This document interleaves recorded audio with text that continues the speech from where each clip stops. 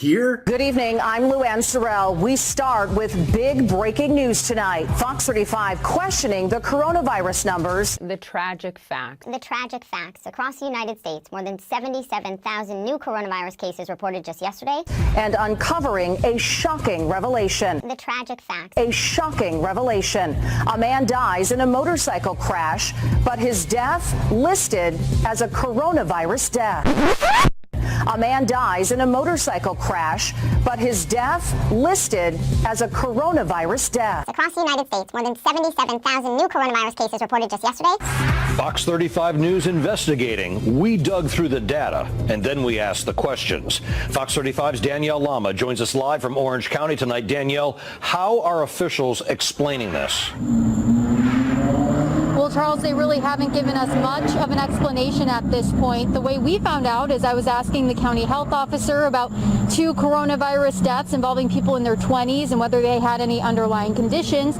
Then one of his answers surprised us.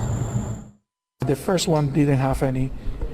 He died in a motorcycle accident. New questions tonight about the accuracy of the state's coronavirus death numbers. Orange County Health Officer Dr. Raul Pino telling us one person reported to have died from COVID was killed in a motorcycle accident. So was it removed from the data? I don't think so. I have to double check. We were arguing. We were discussing and trying to argue with the state. Not because of the numbers. I mean, it's 100. It's not make any difference if it's 99. Yeah. But the validity that the fact that the individual didn't die from COVID-19, died in a crash.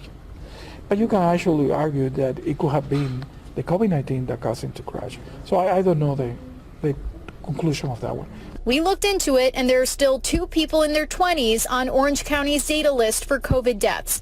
So is this a contradiction to how the state says it's counting deaths? The Florida Department of Health sending Fox 35 a statement saying a COVID death is determined if COVID-19 is listed as the immediate or underlying cause of death or listed as one of the significant conditions contributing to death, or if there's a confirmed COVID-19 infection from a lab test and the cause of death doesn't meet exclusion criteria like trauma, suicide, homicide, overdose, motor vehicle accident, etc. The only thing that I could say to people is that the data that I'm providing you with is the data that we consume from the state, and we are offering you to the best data that we have. And Dr. Pino tells us that the medical examiner's office has to sign off on all COVID-19 deaths.